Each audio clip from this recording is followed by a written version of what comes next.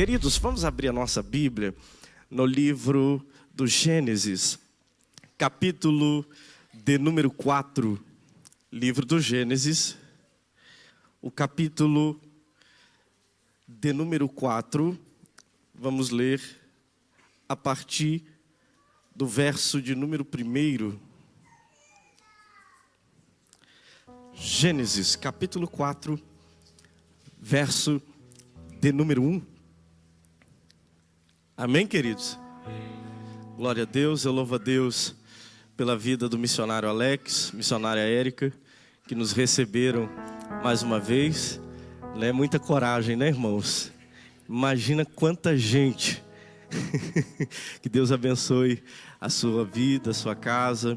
Amém, pastor Hudson, pastora Dani, estamos ali junto nessa caravana abençoada em nome de Jesus, né? Jogamos o Micael para cozinha. Deus abençoe essa família em nome de Jesus. Glória a Deus. Obrigado, pastor Hélio, pastora Kênia, por nos conceder esse privilégio de mais uma vez estar ministrando nesse púlpito. Amém? Gênesis 4, verso de número 1. Coabitou o homem com Eva, sua mulher. Esta concebeu e deu à luz a Caim. Então disse: adquiri um varão com o auxílio do Senhor. Depois deu à luz a Abel, seu irmão. Abel foi pastor de ovelhas e Caim lavrador. Aconteceu que no fim de uns tempos, trouxe Caim do fruto da terra uma oferta ao Senhor. Abel, por sua vez, trouxe das primícias, diga comigo, primícias do seu rebanho e da gordura deste. Agradou-se o Senhor de Abel e de sua oferta, ao passo que de Caim e de sua oferta não se agradou. Irou-se, pois, sobremaneira Caim, e descaiu-lhe o semblante. Então disse o Senhor: por que andas irado? Por que descaiu o teu semblante? Se procederes bem, não é certo que serás aceito? Se todavia procederes mal, eis que o pecado jaz à porta. O seu desejo será contra ti, mas a ti cumpre dominá-lo. Disse Caim a Abel, seu irmão: vamos ao campo. Estando eles no campo, sucedeu que se levantou Caim contra Abel, o seu irmão, e o matou. Amém? Podeis assentar em nome de Jesus. Queridos, nessa madrugada, enquanto eu estava buscando de Deus algo para estar ministrando aos irmãos, esta manhã, obrigado, meu irmão. Enquanto eu estava buscando de Deus algo para estar compartilhando com os irmãos, Deus me trouxe esse texto, um texto muito conhecido, aonde a Bíblia narra a introdução da humanidade, narra a biografia da criação de Deus, aonde tudo deu início, aonde tudo começou. Todos nós já ouvimos falar, quando na salinha das crianças íamos para ouvir as aulas, ouvimos falar da história de Caim e de Abel. Só que é interessante que quando nós olhamos para o texto e Deus, Ele me ensinou algo, e eu guardo isso para mim, querido, que se tem uma coisa que Deus quer revelar na Bíblia, é Jesus. Em toda a Bíblia você encontrará Cristo. Em toda a Bíblia você encontrará Jesus. Talvez você não encontrará explícito, mas nas entrelinhas Ele está lá. Deus estará lá revelando o Evangelho, com uma mensagem por trás da mensagem, com uma revelação por trás do texto. E nós sabemos que Adão foi expulso do Éden por causa do pecado. E passado algum tempo, Adão e Eva agora geram os seus filhos, Caim e Abel. Caim e Abel, depois de um tempo, a Bíblia vai dizer que enquanto Caim era lavrador, Abel era pastor de ovelhas, cuidava do rebanho. E depois de algum tempo, eles decidiram prestar um culto a Deus. Decidiram ofertar algo para Deus. decidiram entregar algo para o Senhor, depositar algo no altar de Deus. E a Bíblia vai dizer que Caim trouxe do fruto da terra. Diga comigo, fruto da terra. Quando nós olhamos para o texto, nós vamos ver que, é claro que de forma literal, o que Caim aqui está oferecendo a Deus são hortaliças, verduras, vegetais, o fruto da terra. Mas quando nós vamos para o original, a palavra no hebraico para fruto, essa mesma palavra também é usado para descendência, para filhos, para geração. E é por isso que muitas vezes nós vamos ver a Bíblia dizer o fruto do seu ventre, porque esta mesma palavra no hebraico também aponta para geração, para filhos. E quando a Bíblia diz que Caim oferece do fruto da terra, a palavra terra é Adão, ou seja, o próprio nome do primeiro homem criado por Deus. Terra no hebraico, Adão. É interessante que quando nós olhamos superficialmente o texto, nós entendemos que Caim agora está oferecendo hortaliças a Deus, mas olhando um pouco mais profundamente, há uma revelação por trás do texto, porque aquilo que Caim está oferecendo a Deus não é simplesmente um fruto da terra, não é simplesmente uma hortaliça, mas é algo que parte do seu interior, é algo que parte do seu coração, porque Deus, quando olha para a oferta, Deus olha para a intencionalidade do coração, e aquilo que está na intenção do coração de Caim não é algo vindo do alto, é algo vindo de si mesmo. Por quê? Porque isso é um fruto da terra, isso é gerado no homem, isso é gerado por Adão, pois sabemos que pela Bíblia o pecado entrou no mundo por causa de Adão, o primeiro homem, por desobedecer a palavra de Deus em sua vida.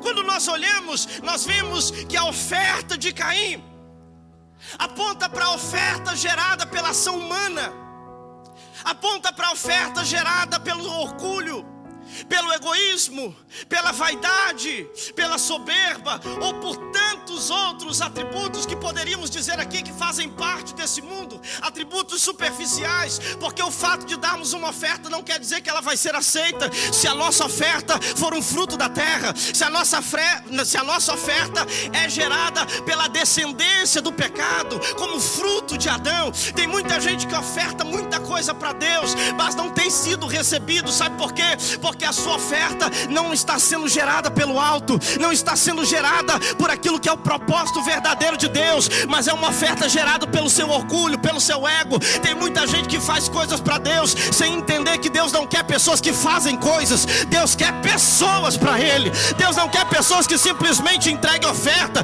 Deus quer pessoas como oferta. Paulo vai dizer: entregue os vossos corpos como sacrifício vivo, santo e agradável a Deus, pois esse é o vosso culto racional.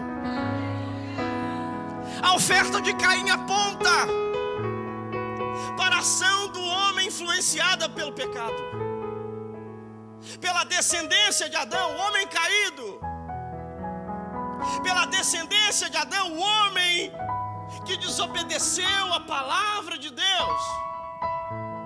Fruto, descendência de Adão, de uma geração caída, de uma geração pautada pelo pecado, pela desobediência, pois se afastaram de Deus por causa do pecado. Pois a Bíblia diz que Deus descia todas as tardes no jardim para conversar com o homem. Deixa eu te dizer uma coisa: se tem algo que o pecado tira de nós, é a nossa comunhão e intimidade com Deus, e é tudo que o diabo quer, te afastar de Deus. E quando você oferta com uma oferta gerada pelo seu eu, pelo seu ego, você acha que você está se aproximando de Deus, mas não é isso que Deus quer.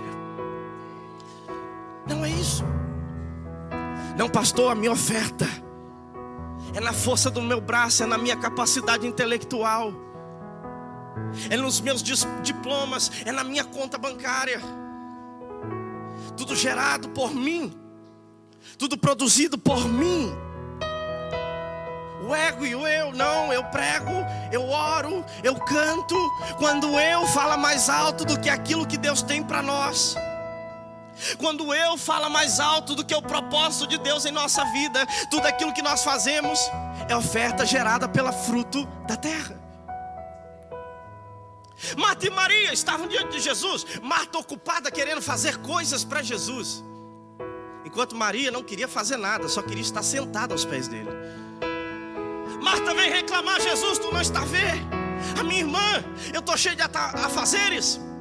Tem as panelas para lavar, eu quero fazer um bolo para o senhor, na versão pastor Tiago atualizada. Tem que passar pano no chão, eu quero receber você bem. E a minha irmã está aí parada, só ouvindo você falar, em vez de me ajudar para ter uma boa recepção para você. Jesus olha para Marta e diz: Marta, não é preciso muita coisa, na verdade é só preciso uma. E ela escolheu a melhor parte. Tem muita gente fazendo, mas não entendeu que não é só fazer. Primeiro tem que ser, primeiro tem que estar diante daquele que é todo poderoso, porque só Ele pode transformar, só Ele pode mudar.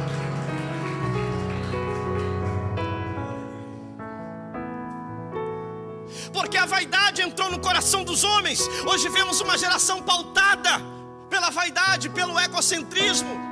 Isso é fruto da terra. E é por isso que Jesus naquele grande dia irá dizer: para muitos, apartai-vos de mim, porque eu não vos conheço. Mas dirão: Senhor, eu preguei, expulsei demônio, curei enfermos. Mas era oferta gerada pela terra, pelo pecado. Era oferta gerada pelo eu, pela natureza humana caída de Adão, pela geração caída. Mas há algo interessante que nós podemos analisar. É que todos os homens, e Paulo vai dizer isso em Romanos capítulo 5, versículo 12, na versão ampliada. Enquanto eu estarei ministrando, eu estarei usando algumas versões diferentes. Os irmãos podem acompanhar no telão, mas não estranhem se a versão aqui estiver diferente. Versão ampliada vai dizer: portanto, tendo o pecado entrado no mundo através de um homem, e a morte como resultado do pecado, assim a morte se espalhou a todos os homens, sem que ninguém fosse capaz de detê-la e de escapar de seu poder, porque todos os homens pecaram. Todas as nossas ações foram contaminadas. O que a Bíblia está dizendo com a oferta de Caim é que todas as nossas ações foram contaminadas. E Isaías vai dizer que até as nossas melhores obras são como trapos de imundícia na presença de Deus.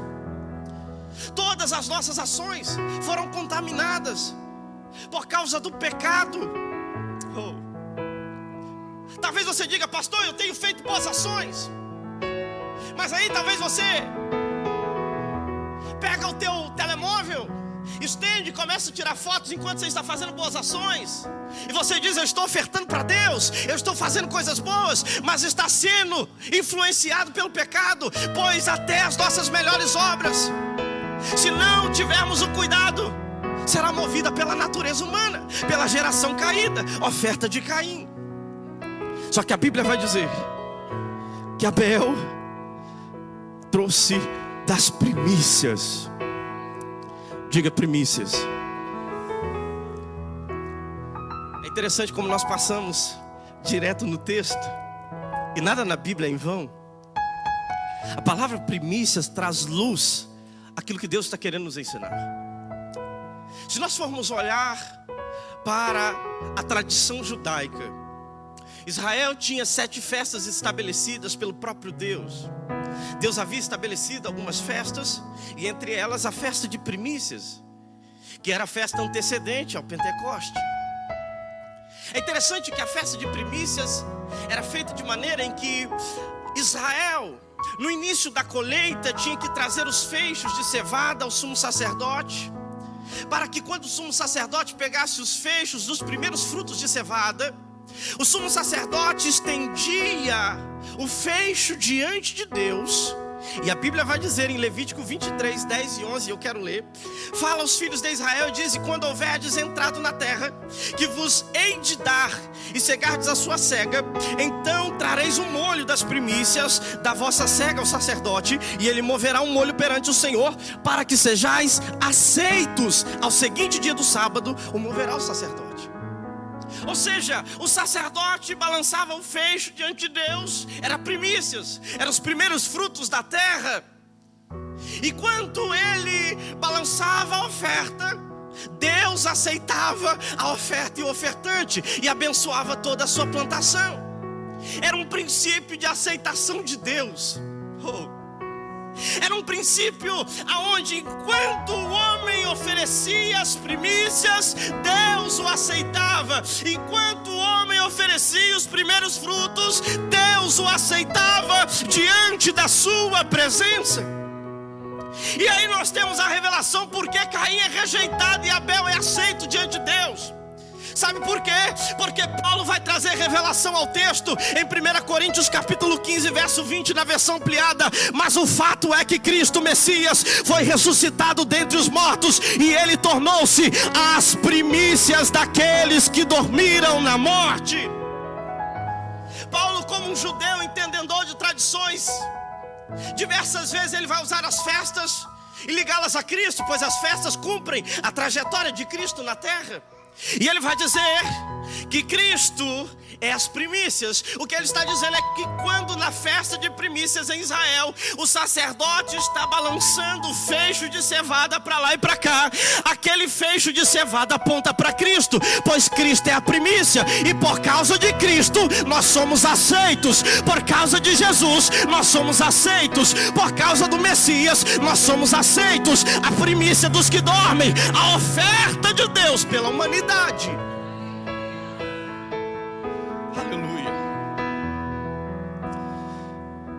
E a Bíblia diz, na versão King James, ainda em Gênesis 4:4, que Abel por sua vez ofereceu as primícias e a gordura de seu rebanho. Ora, o Senhor aceitou. Diga, aceitou com alegria a Abel e sua oferta. Por que Abel foi aceito e Caim não? Sabe por quê? Porque todo o trabalho de Caim envolvia o seu eu, enquanto todo o trabalho de Abel envolvia a ação de Deus. Todo o trabalho de Caim envolvia as suas obras. Todo o trabalho de Abel envolvia a obra de Deus. Aleluia. Porque não há aceitação sem passarmos por Cristo. Não há aceitação sem passarmos pelo Messias. Pastor, eu tenho orado tantas horas. Pastor, eu tenho subido monte. Pastor, eu estou no jejum de 3 dias. Pastor, eu estou pagando um preço. Pastor, eu estou orando. Pastor, eu estou consagrando. Mas se não passar pelo Messias, não é aceito. Se não passar por Jesus primeiro, não é aceito. Se não passar pela cruz primeiro, não é aceito. Você pode fazer o que quiser, pode até ter boa vontade, mas se não passar por Jesus primeiro, não será aceito. Entenda uma coisa: boa vontade não move o coração de Deus. Quando Davi está carregando a arca, trazendo de volta para Jerusalém, a Bíblia diz que os bois tropeçam, a arca vai cair. Usar cheio de boa intenção para não deixar a arca cair, tenta segurar e morre. Porque Deus não se move por boa intenção. Deus se move pela fé no Cristo, que é a oferta de Deus por nós. Se não há fé em Cristo, se não há fé no Messias, se não há fé em Jesus. E sabe o que eu vejo nessa geração, pastores, líderes, irmãos, igreja? Como muitos estão dentro da igreja e não conseguem compreender isso. Cristãos de carteirinha, tantos anos caminhando e não conseguem perceber que não é por nós, não é pelas nossas ações, mas é pela primícia que foi entregue, é pela oferta que Deus fez. E só por meio dele é que nós seremos aceitos. Aleluia, aleluia. Olha que 1 Pedro capítulo 1, verso 18 ao 21, na versão A Mensagem, a Bíblia vai dizer: a vida de vocês é uma jornada que deve ser empreendida com uma profunda consciência de Deus. Eu preciso ter consciência de Deus. Custou muito caro para Deus tirá-los daquela vida sem rumo e vazia em que vocês foram criados. Ele pagou com o sangue sagrado de Cristo, vocês sabem disso. Ele morreu como um cordeiro sem culpa, e não foi algo impensado. Ainda que só agora no fim dos tempos o plano tenha vindo a público, Deus sempre soube o que ia fazer por vocês. E por causa do Messias sacrificado, a quem Deus depois glorificou e ressuscitou, que vocês confiam em Deus e sabem que tem um futuro nele. Sabe por que eu olho para Caim e Abel e vejo a Cristo? Porque isso já havia sido planejado antes dos tempos, antes da criação do mundo. Não foi algo impensado. Deus já tinha a solução para o problema, Deus já tinha a solução para o pecado. E é por meio de Jesus, é por causa do sacrifício, é que nós conseguimos ter fé nele, que nós conseguimos adorá-lo. Porque se não passarmos por ele, não seremos aceitos diante de Deus. Jesus falou: eu sou o caminho, a verdade e a vida. Ninguém vai ao Pai se não for por mim. Aleluia, aleluia. A aceitação. Olha o que Paulo vai dizer aos Romanos no capítulo 5, no verso 1, na nova tradução linguagem de hoje: agora que fomos aceitos por Deus pela nossa fé nele, agora que fomos aceitos por Deus pela nossa fé nele, temos paz com ele por meio do nosso Senhor Jesus Cristo. Sabe por que você está aqui essa manhã? Sabe por que a sua vida foi transformada? Sabe por que Deus está te abençoando? Foi por causa dele, é por ele e para ele são todas as coisas. É só pela fé nele que nós somos aceitos. Religião não aproxima ninguém de Deus. Ritos não aproximam ninguém de Deus. Liturgias, rituais não aproximam ninguém de Deus. Só Jesus nos aproxima dele. Só Jesus nos aproxima do Pai. Toda pessoa transplantada com um novo órgão, é natural do corpo expelir o novo órgão para fora ou rejeitá-lo. E por isso, diante de um transplante, os médicos dão algum tipo de medicamento para que o corpo aceite aquele novo órgão. Nossa natureza pecaminosa seria expelida diante da presença de Deus. Mas sabe o que faz nós sermos aceitos lá?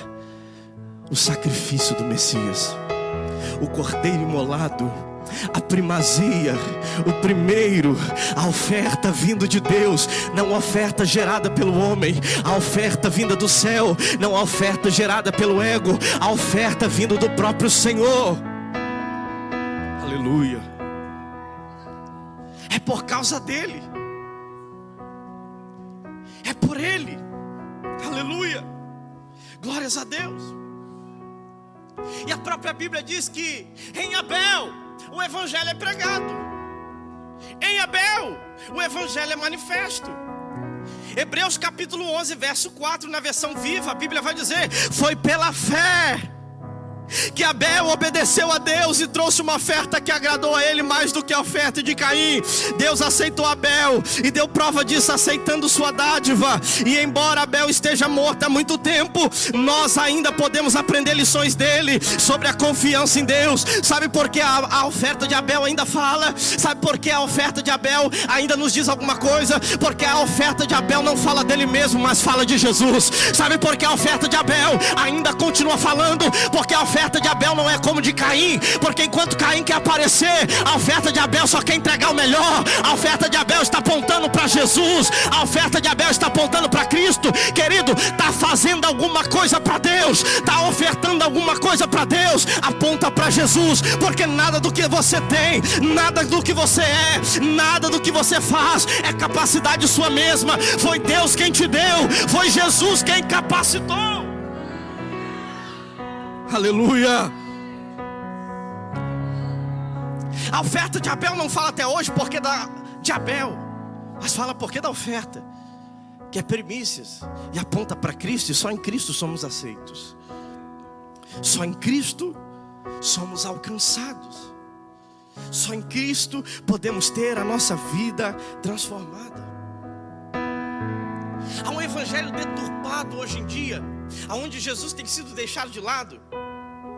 Nós vemos alguns lugares aonde promovem, produzem campanhas. Igrejas que promovem 7 dias para o milagre, que promovem 7 dias para a transformação, a queda das muralhas, a cura. E as pessoas abarrotam as igrejas com a intenção errada. E estão lá em busca de ofertar a oferta de Caim, pois estão interessadas em receber algo em troca.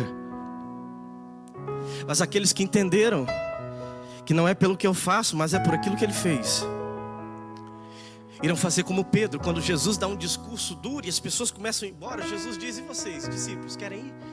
Pedro vai dizer: para onde eu irei se só tu tens palavra de vida eterna? Sabe o que Pedro está dizendo? Eu posso ir para qualquer outro lugar, mas se eu estiver longe de você, eu estou longe de Deus.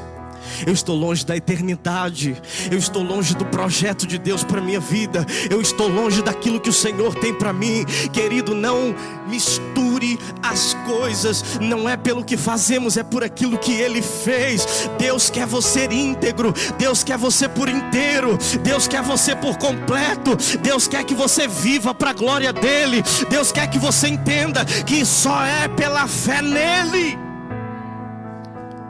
que nós podemos ser aceitos diante de Deus. Mas pastor, eu faço e aconteço, né? Às vezes eu brinco com alguns irmãos. Quando eu vou falar sobre o meu testemunho, eu praticamente cresci em berço cristão.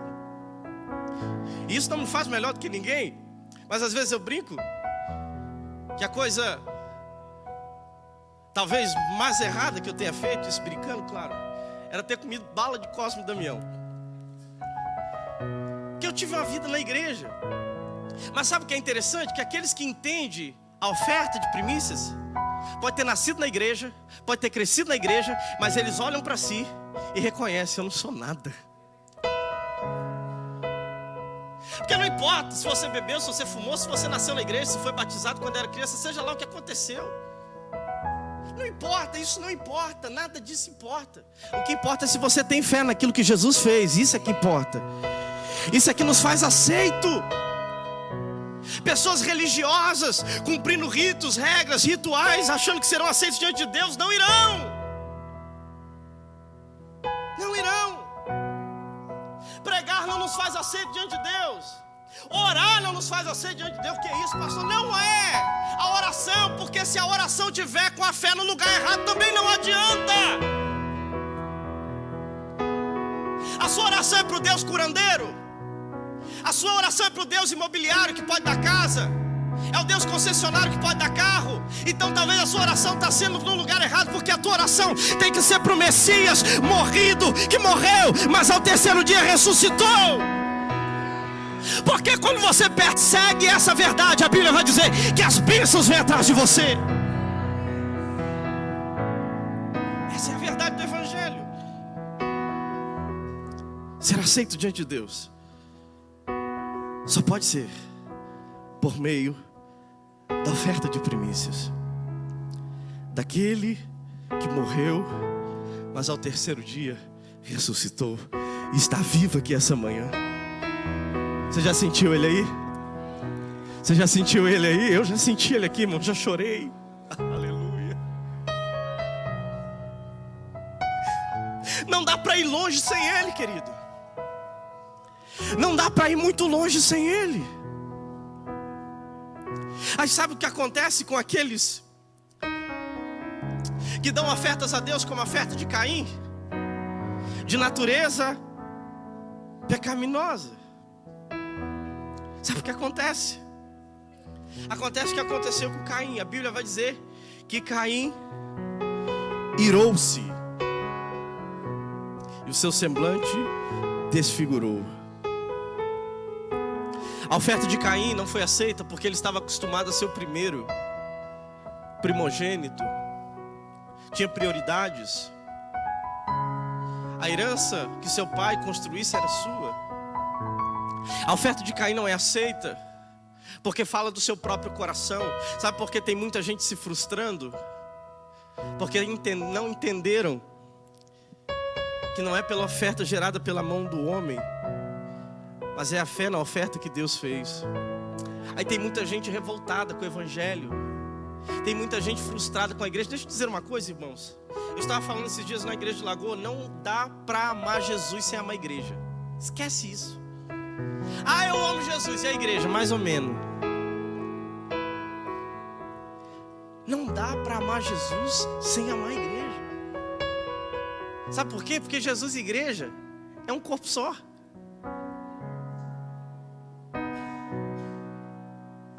Não dá para você amar só parte do corpo. Aí tem muita gente que diz: ah, eu estou frustrada, porque talvez ofertou olhando para o lugar errado. Falo isso respeitando a dor de alguns, que é de fato, alguns foram frustrados realmente. Mas será que o lugar que você estava olhando era o correto? Será que a sua oferta era pautada pelo lugar correto? O teu olhar estava no lugar correto? Será que você entendeu que era para Deus e não para o homem que você estava fazendo? Será que você entendeu que é para o Senhor que você faz e não para as pessoas? Pastor, eu fiz com tanto amor, nem deram valor. Pastor, me esforcei tanto, eu encerei aquele chão até virar vidro e ninguém deu um elogio sequer. Oferta de Caim. Pastor, mas é bom receber um elogio? É bom demais. Mas se a sua expectativa estiver nisso, se a tua oferta estiver pautada em coisas humanas, vai chegar um momento que você vai ficar irado. Eu faço tanto. Oh Deus. Eu faço tanto e parece que não sai do lugar. Eu faço tanto e as coisas vão dando errado. Eu faço tanto e ninguém reconhece. Estou aqui ofertando na labuta, estou com a enxada, é alface, é repolho, é cenoura, oferta da terra. Eu estou trabalhando, parece que não há reconhecimento, parece que ninguém olha para mim. Eu estou me esforçando, mas ninguém me estende a mão. Eu estou fazendo tanto, mas parece que as coisas não vão para frente. Deixa eu te dizer, comece a olhar para Jesus, porque é nele a sua recompensa, porque é através dele que você será aceito diante de Deus.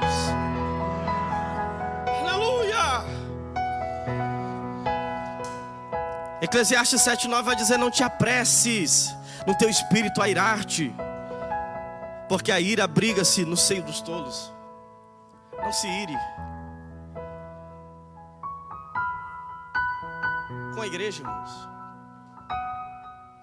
Estreitou, né? Tem hora que é difícil, né? Pastor Tiago falando agora que tem hora que é difícil, né? Não se ire. Você está lá, aquele irmãozinho, você estende a mão, você ajuda, você ora com ele, e ele ignora tudo que você fez e sai ainda falando mal. Não se apresse em irar. A sua oferta está baseada nas primícias. É lá. Tudo que você faz é porque dele. Tudo que você entrega é porque dele. Aleluias.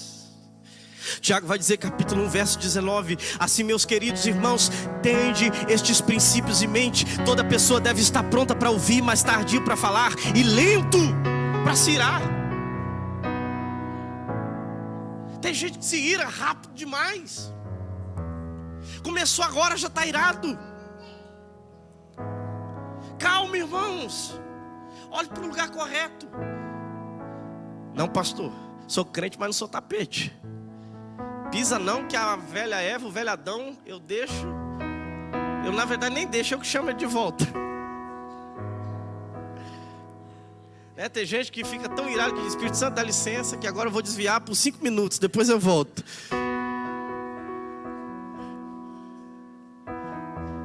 Mas porque às vezes a gente se frustra, porque a gente está olhando para o lugar errado. A gente faz como Marta. Estou fazendo e ninguém me ajuda. E Jesus diz: na verdade eu queria que você estivesse aqui comigo. Na verdade eu queria me apresentar para você. Quando Paulo diz isso, move muito comigo. Em 1 Coríntios, no capítulo 2, no verso 9, se não me falha a memória, o que o olho não viu, o que o ouvido não ouviu, o que não subiu ao coração do homem, é isso que Deus tem preparado para nós. Mas Deus já revelou essas coisas para aqueles que o amam, pois o Espírito de Deus conhece as profundezas de Deus. Deixa eu te dizer uma coisa. Tudo que Jesus quer é um relacionamento de se revelar para você, porque por Ele você é aceito. Por Ele você é aceito. Não é isso que a Bíblia diz? Entre com ousadia no Santo dos Santos. E quem já pisou uma vez lá não quer mais sair. Sabe por quê? Porque sabe que está lá não é pelas suas obras, não é pelo que fez, mas é por causa do amor daquele que se entregou, daquele que foi crucificado. É por causa dele, pois nele nós temos um novo e vivo caminho. O véu se rasgou e por ele nós fomos aceitos. Aleluia! Paulo vai dizer aos Efésios capítulo 2, verso 8, na versão ampliada: pois é pela graça gratuita, o favor imerecido de Deus, que vocês são salvos, libertos do julgamento e feitos participantes da salvação de Cristo, por meio da sua fé. E esta salvação não é de vocês mesmos, não é obra de vocês, não vem através de suas próprias lutas, mas é um dom de Deus. Foi Deus que te deu por causa da sua fé. Abel foi aceito pelo quê? Pela sua fé. Aleluia. Aleluia. Jesus ainda nem tinha vindo, mas Abel já tinha fé que a oferta de primícias faria aceito. Aleluia. Aí Deus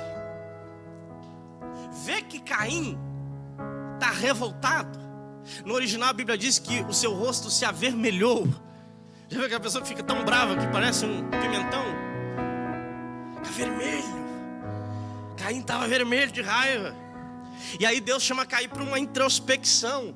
Deus dá uma oportunidade para Caim e diz: se você procedesse bem, você não seria aceito.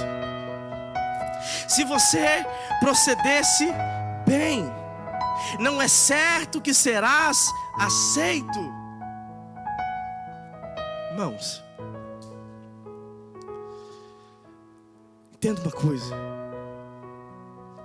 Se você olhar para Cristo, isso é uma verdade, você precisa crer nisso. Nada vai impedir que você seja aceito diante de Deus. Teu pecado não vai impedir que você seja aceito diante de Deus. Porque esse pecado, 1 João vai dizer que ele lava e purifica com o seu próprio sangue. Nós somos aceitos diante dele. Se procedermos bem, Deus está chamando Caim para uma introspecção. Olha que 1 Pedro 2,5, na nova tradução linguagem de hoje, vai dizer: vocês também, como pedras vivas, deixem que Deus os use na construção de um templo espiritual, onde vocês servirão como sacerdotes dedicados a Deus. Está falando de nós. E isso para que por meio de Jesus Cristo ofereçam sacrifícios que Deus aceite. Não tem outra maneira de ser aceito diante de Deus se não for por meio de Jesus. Todo sacrifício, se não passar pela cruz primeiro, não tem como ser aceito. Se nós procedermos bem, se nós oferecermos como sacerdotes toda a nossa vida, todo o nosso trabalho a Deus, mas sabendo que é por meio de Jesus, nós seremos aceitos. Isso é proceder bem. Proceder bem não é bater no peito e dizer: eu tenho tantos anos de crente, eu sou o fulano tal, doutor em divindade e tantos outros atributos. Não, isso não. É quando você entende que tudo que você faz e tudo que você é por meio de Jesus, e por causa disso que você é aceito, só por meio dele. E a Bíblia vai dizer, Deus chamando Caim para introspecção, Deus está nos chamando para olhar para dentro de nós, para repensar o que temos como evangelho em nosso coração, repensar a nossa vida. E Deus chama Caim para essa introspecção e diz: por quê? Se você proceder bem, você aceita, mas cuidado, porque o pecado jaz à porta. Irmãos, quando nós agimos pelo egoísmo, pela vaidade, pelo orgulho, quando agimos pelos nossos próprios interesses pessoais e não pela vontade de Deus na nossa vida, precisamos ter um cuidado, porque o pecado está à porta. A Bíblia diz a porta aqui no original, abertura. Há uma brecha, há uma lacuna, há algo que precisa se ter cuidado, porque pode ser por aí que o pecado pode entrar. É isso que Deus está chamando a atenção de Caim. Entenda a verdade, entenda aquilo que eu tenho para você. Cuidado com essa brecha que está se abrindo, porque é por ela que o pecado vai entrar. Olhe para dentro de si e reconheça que você não deu a mim uma oferta gerada por aquilo que vem do alto, mas gerada pelo seu ego, pelo seu orgulho. Entenda isso, volte atrás, lembra-te onde caiu, reconcilia, para que Deus possa te erguer novamente e você prosseguir. Tape essa brecha, há uma aberta, há uma lacuna, e o pecado está aí, pronto para entrar. Pois o diabo, ele está justamente procurando essas brechas para criar as oportunidades para que você peque. Olha que 1 Pedro, capítulo 5, na versão ampliada, verso 8, vai dizer: sejam bem equilibrados, temperantes, sóbrios de mente, sejam vigilantes e cuidadosos todo o tempo, porque aquele inimigo de vocês, o diabo, anda em redor como um leão, rugindo com fome brutal, procurando alguém para agarrar e devorar, irmãos. Ele só precisa de uma brecha, ele só precisa de uma porta, ele só precisa de uma lacuna. Será que tem alguma abertura? Será que tem alguma lacuna na tua vida que precisa ser fechada hoje? Deus está perguntando: por que você está tão bravo assim? Por que você está tão irado com o irmão? Por que você está tão irado com a igreja? Por que você está tão revoltado com a situação? Por que você está tão revoltado com aquele rapaz que trabalha com você lá na empresa? Por que você está tão revoltado com esse familiar seu? Por que você está irado? Fecha essa brecha. O que você faz não é para o homem, é para Deus. Fecha essa brecha. Entenda que tudo que você é porque de Jesus. Há uma história aqui que diz que havia um precipício de 500 metros, e alguns homens fizeram um desafio: vamos pular. Quantos metros tinha o precipício? 500 metros de distância. Um morro aqui, 500 metros, um morro lá, e um precipício de 500 metros. Fizeram um desafio: vamos ver quem salta até o outro lado. O primeiro foi de 500 metros para chegar ao outro lado, ele pulou 10. Foi o segundo, de 500 metros para chegar ao outro lado, ele pulou 200. Aí foi um profissional: agora é minha vez. Quando ele pulou 499. O que aconteceu com ele? Ele caiu. Tem gente que pula 500, ou melhor 499, e fala mal do que pulou 10, fala mal do que pulou 200, e não entendeu que você pode pular 499 e pular melhor que todo mundo, mas se não for Jesus, você não chega do outro lado. Ah, pastor, eu oro mais, eu jejuo mais, mas até o que não jejua, se pular, e o que jejua talvez 40 dias, se pular sem Jesus, todos eles vão cair. Agora com Jesus, o que pula 10, o que pula 50, o que pula 200, o que pula 499, todos eles vão chegar do outro lado, porque não é pela nossa capacidade. Você entende isso, querido? Chacoalha o teu irmão e fala: se alegra, porque é porque dele que você vai ser vitorioso. Chacoalha ele, diga: é porque de Jesus que você está aqui, é porque dele que a tua vitória vai chegar, é porque dele que a tua vida vai mudar. Tapa essa brecha, oferta de primícias, é porque dele que nós somos aceitos na presença de Deus. Oh,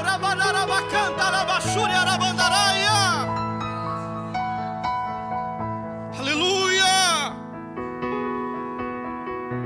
Aí olha o que Deus diz a Caim: o seu desejo será contra ti. Talvez você nunca ouviu isso, mas deixa eu te dizer, os seus desejos, muitas das vezes, são os teus maiores inimigos.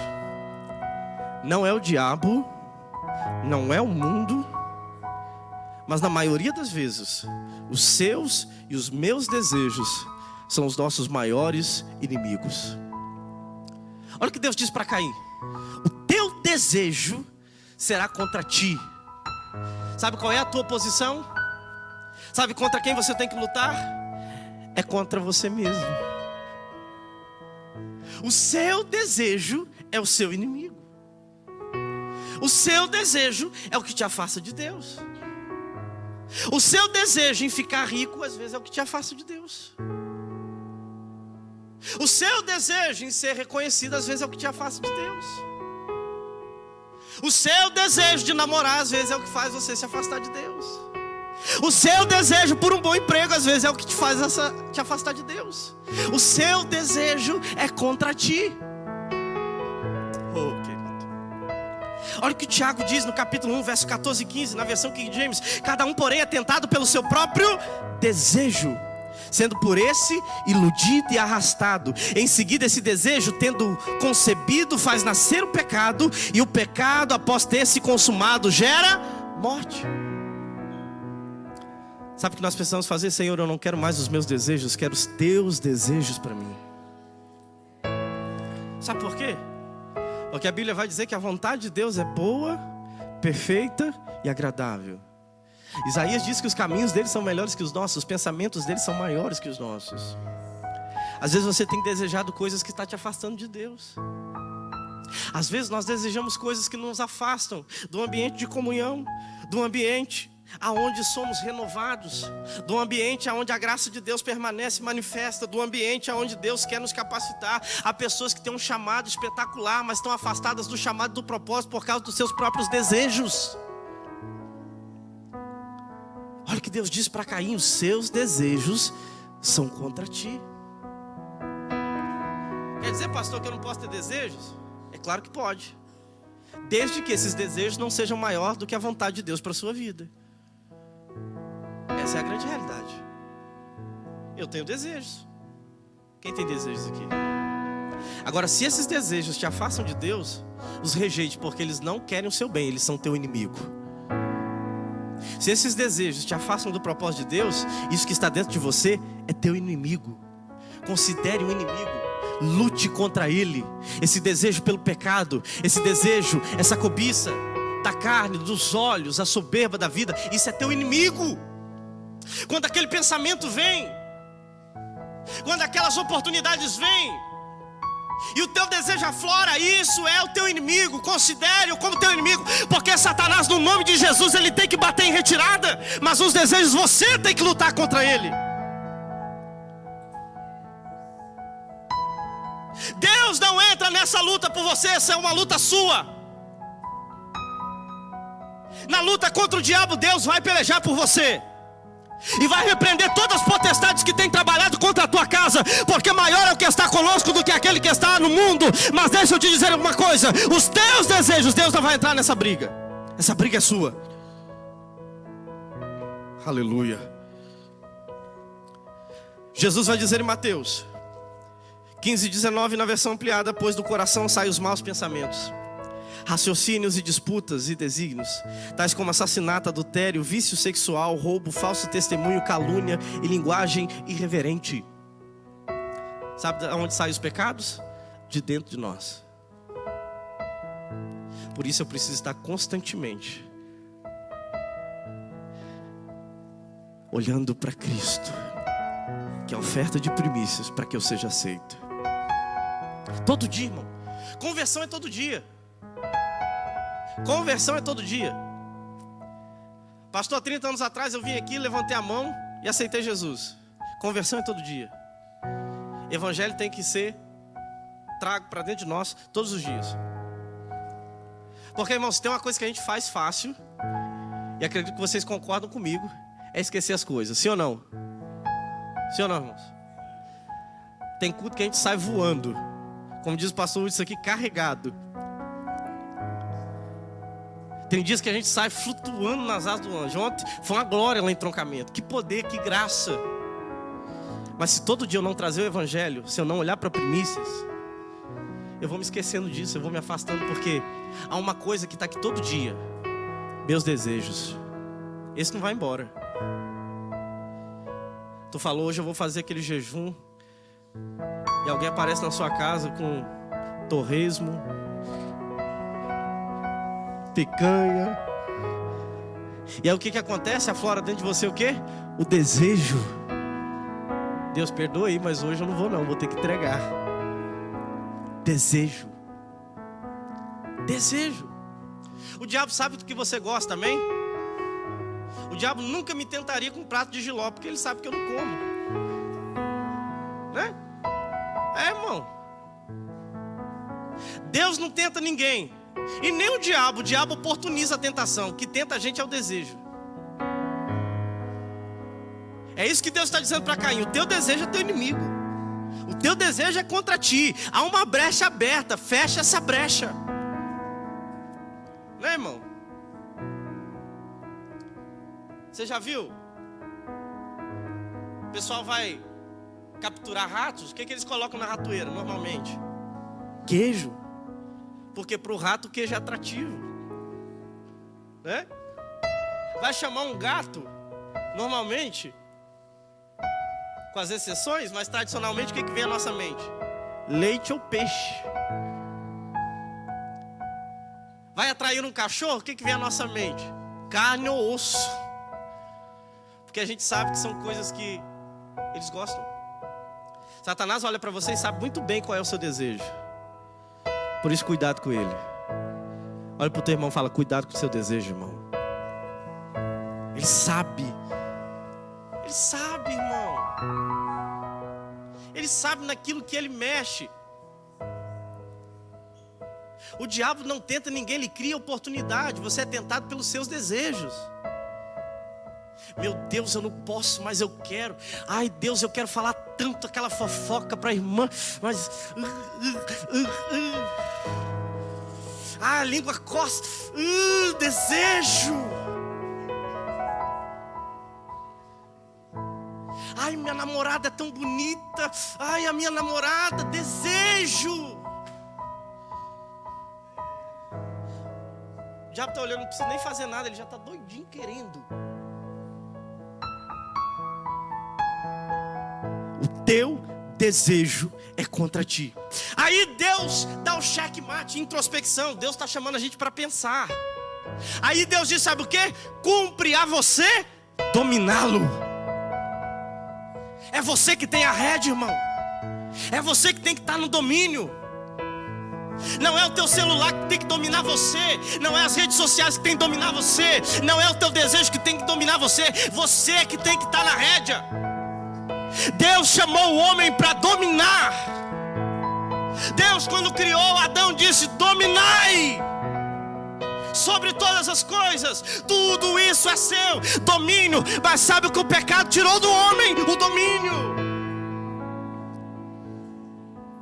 Por que Jesus anda por cima das águas? Você já parou para pensar? Por que Jesus fala: vento, cala-te, e o vento cala? Porque Jesus apresenta a natureza real do propósito de Deus para o homem: domínio. Essa é a natureza de Deus para o homem: domínio sobre todas as coisas. Por que Jesus falou: se vocês tiverem fé como um grão de mostarda, dirão a esse monte: sai daqui, vá para lá, e ele irá? Sabe por quê? Porque Jesus está dizendo: pela fé no Messias, pela fé em Jesus, eu restauro o domínio. Oh, rabandarabacanda lavachura. Domínio. Cumpre a nós dominar. Mas isso só é possível por meio do Espírito Santo de Deus na nossa vida. 2 Pedro 1, versículo 6, da versão viva, vai dizer: depois aprendam a pôr de lado seus próprios desejos, a fim de se tornarem perseverantes e piedosos, deixando com satisfação que Deus faça de vocês o que Ele quiser. Aprenda, irmão, a pôr de lado os seus desejos, as suas vontades. Domine sobre você, porque o que Deus tem para você é muito maior do que aquilo que o mundo pode te dar. Aleluia! Glória a Deus! Dominar. preciso ter o domínio. E Paulo vai dizer isso em Gálatas 5:23. Que um dos frutos do Espírito Santo é o quê? Domínio próprio. Porque o pecado tira o domínio, mas Cristo restaura o domínio. O homem que é escravo do pecado, ele não tem domínio. Ele diz: eu vou largar hoje, eu vou parar de fazer isso hoje. E amanhã ele está fazendo a mesma coisa, porque ele não é livre. Mas aqueles que entenderam que pela oferta de primícia somos aceitos por Deus, Deus restaura sobre ele o domínio. Eu tenho domínio sobre minhas ações.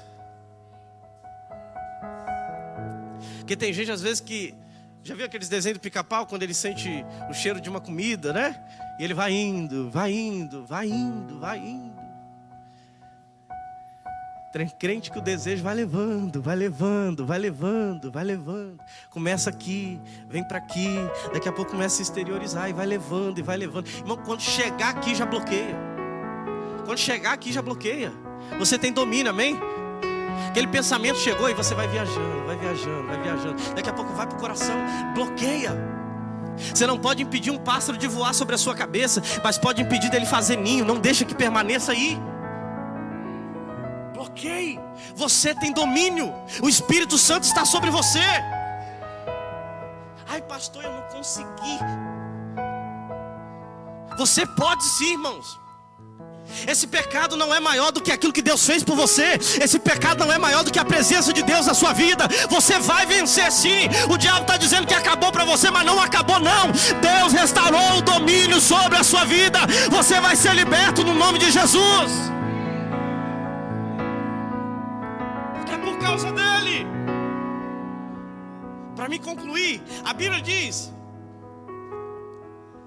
que toda a introspecção que Deus convida a Caim a refletir de si mesmo, ele rejeita. E ele mata Abel. História triste, né? O irmão mata o seu próprio irmão. É triste isso. Caim mata o seu irmão Abel. E Abel aponta para aqueles que morrem pelo testemunho de Cristo. Não só fisicamente, mas que também morrem para si mesmo. Morrem para o seu eu, morrem para o seu ego. Apocalipse 6, verso 10, na versão ampliada, diz que quando o cordeiro rompeu o quinto selo, viu ao pé do altar as almas daqueles cujas vidas tinham sido sacrificadas por aderirem à palavra de Deus e pelo testemunho que haviam dado. Eles clamavam em alta voz: ó soberano Deus, santo e verdadeiro, quanto tempo falta agora, antes que tu ponhas em julgamento e vingues o nosso sangue sobre aqueles que habitam sobre a terra. Os mártires, os testemunhos clamando vingamento. Quando virá sobre esses que derramaram sangue sobre a terra? Irmãos, a gente precisa aprender uma coisa. Desculpe lá. Jesus, Ele está de braço aberto para te receber. E aqui vai algo muito importante. A gente não pode perder isso. Enquanto estamos no período da graça, as portas estão abertas, amém? Não deixe essa oportunidade passar. Não deixe.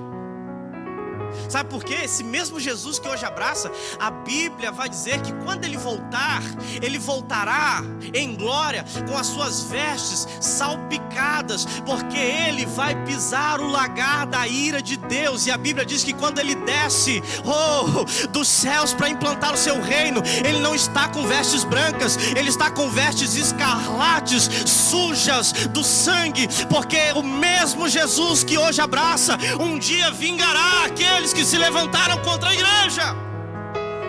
Que isso, pastor? Jesus, esse Jesus virá um dia como juiz.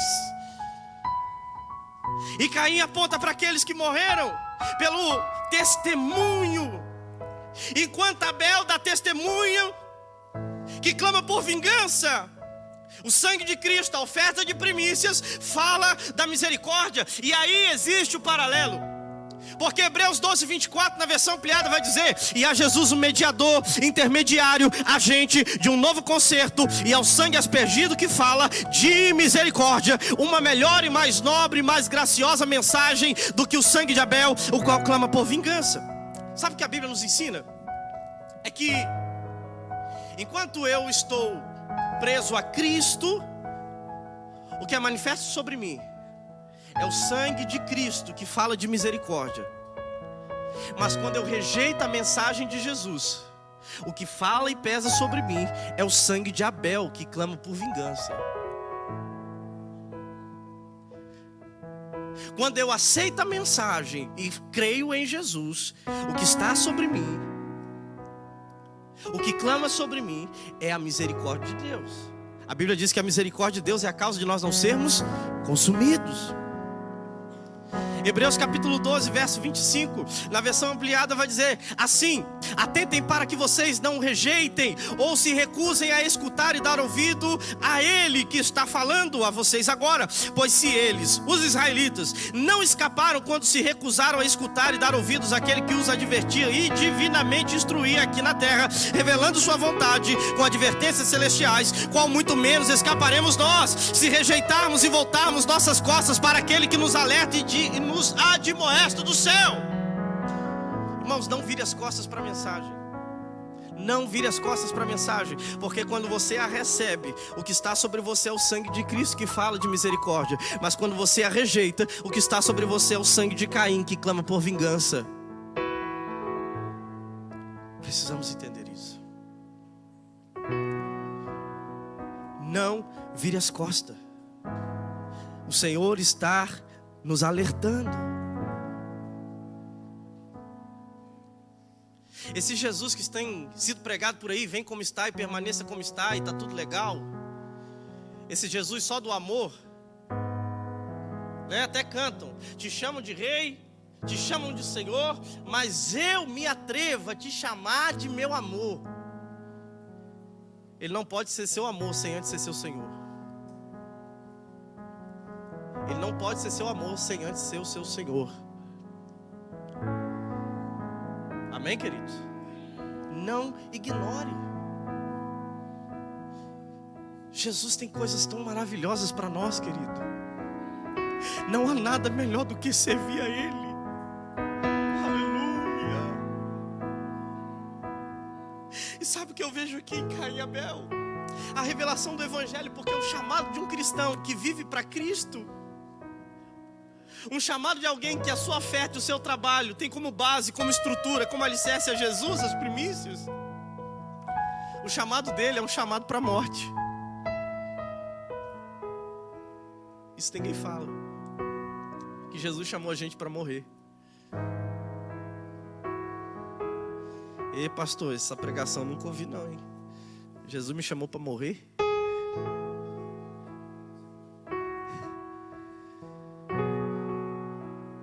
Jesus nos chama para morrer.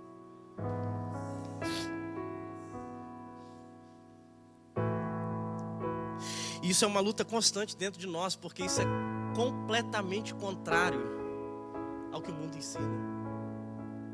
Por que é tão difícil o Evangelho? Porque o chamado de Jesus para nós é muito mais dado do que receber. O chamado de morte. Abel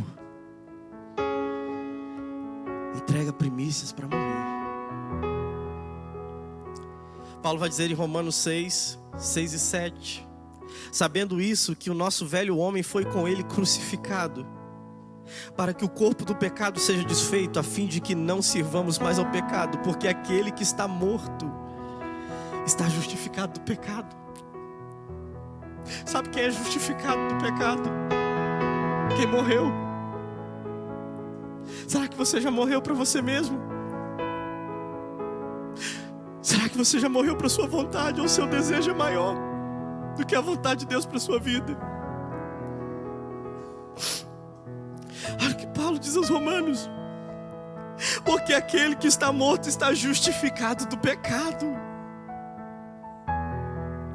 Quando a minha vida não interessa mais, é aí que eu entendi o Evangelho.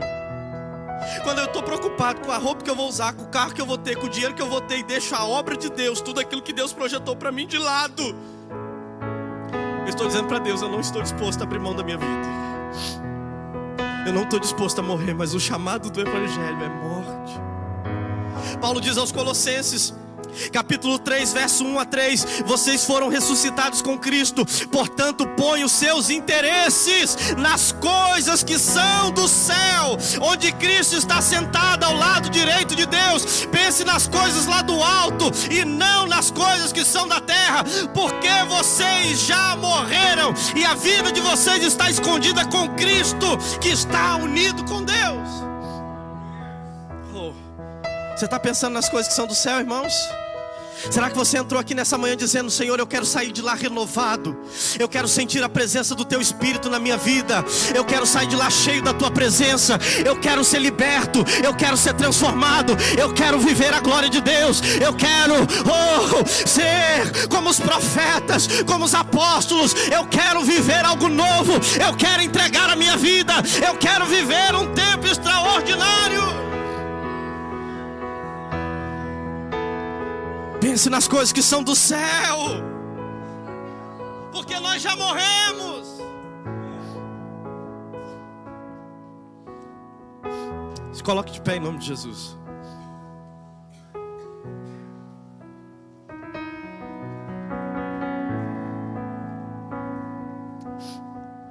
Aleluia. Sabe qual é a nossa esperança? E talvez você diga: pastor, essa mensagem talvez seja difícil de aceitar. Mas sabe qual é a nossa esperança? É que aqueles que aceitam morrer com Ele, também com Ele viverão. Você morre para você aqui hoje, para viver com Ele eternamente. Irmãos, esse mundo passa muito rápido. As coisas aqui se deterioram muito rápido. Eu há 1 ano e meio atrás congregava aqui, trabalhava com o Alex, e nós estávamos nos lembrando esses dias no carro.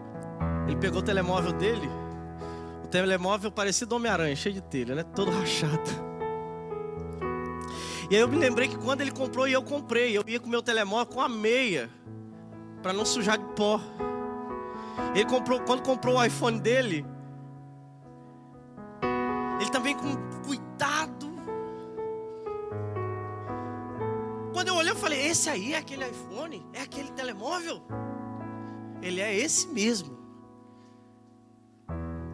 A gente olha como as coisas acabam, né? Aquela roupa tão bonita já perde o brilho. Irmãos, o tempo está passando. Eu olho no espelho, esses dias atrás tinha um fio branco na barba. Uma semana depois tinha 2. Um mês tinha 3. Eu falei: que tá? Eu estou ficando velho. Cada semana é um fio branco novo. Não sei se é o pastoreio ou é a idade que está passando, ou é os dois juntos. Irmãos, morrer para nós mesmos é abrir mão de tudo e falar: tá bom, Senhor. Quer me levar, me leva. Quer me trazer, me traz. Quer que eu vou, eu vou. Quer que eu fique, eu fico. Quer que eu faça, eu faço. Quer que eu não faça, eu não faço. Quer que eu fale, eu falo. Não quer que eu não fale, eu não falo. Não me importa mais.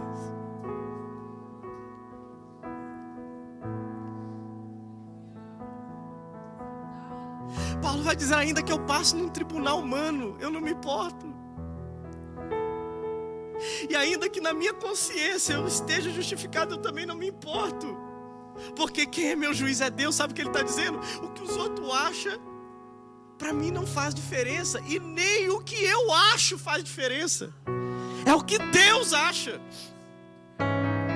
Que hoje a gente tem uma pregação coach por aí: não se importe se eles não acreditam em você, não se importe se eles não acreditam no teu chamado, não se importe com isso, vai em frente. Mas deixa eu te dizer uma coisa: não é o que os outros acreditam e nem o que você acredita, porque o que você também quer não vale.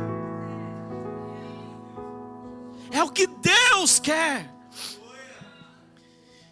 Isso é vivido com dor todos os dias, irmãos. Com dor todos os dias. Quantos dias eu choro diante de Deus e digo: Senhor, me ajuda. Me ajuda. Fazer por fazer eu não quero, eu quero viver. Quando eu olho para Moisés, é interessante, eu não sei se você já prestou atenção nisso, mas em toda a trajetória dele, o tempo todo ele fica: Senhor, não era para você ter me mandado, era para você ter mandado o outro. Senhor, para que o Senhor me mandou? Era para o Senhor ter feito com o outro. Todo tempo. Acontece uma coisa, ele diz: Senhor, o que eu vou resolver? O pessoal reclamando com ele, ele fala: não reclama comigo não, eu não posso resolver nada, é com ele. É só por ele. E eu queria que você fechasse os teus olhos. Na verdade eu vou fazer diferente. O Espírito Santo está me tocando para chamar aqui na frente todos aqueles que estão dispostos a morrer para si mesmo e viver para Jesus. É um chamado difícil, eu sei. Pastor, seria bom se o Senhor me chamasse para viver um avivamento, um renovo. Mas eu quero chamar você que diz assim: Senhor, eu não quero mais me importar com a minha vida, eu quero viver o seu propósito. Eu não quero mais os meus desejos, pois esses me afastam de você, eu quero os teus desejos.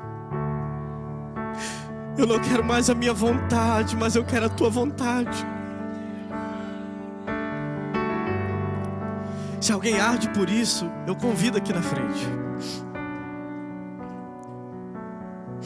Se alguém arde por isso, vem falando com Deus: Senhor, eu quero viver o que o Senhor tem para mim. Oh, aleluia. Oh, Espírito Santo de Deus, queremos mais da tua presença, Senhor. Queremos ser curados do nosso eu, das nossas vaidades, do nosso orgulho. Queremos ser curados do nosso ego. Oh, estamos dispostos, Senhor, a descer à casa do oleiro e ser moldado por tuas mãos. Molda se for preciso, quebra e faz de novo, mas opera, Senhor, porque eu creio em Ti, porque eu creio em Ti. Eu creio, Senhor, eu creio que o Senhor morreu para que eu pudesse ser aceito diante da presença daquele que criou todas as coisas. Por isso eu quero me derramar e com ousadia adentrar em Tua presença, pois eu sei que não é pelo que eu faço, mas é por aquilo que Tu és, que eu sou aceito. Você é aceito. O diabo diz que para você não tem jeito, mas você é aceito. Você é aceito, querido. Entra na presença dEle, porque Ele está nesse lugar. Eu sinto Ele aqui. Eu sinto a presença do Espírito Santo curando a tua alma.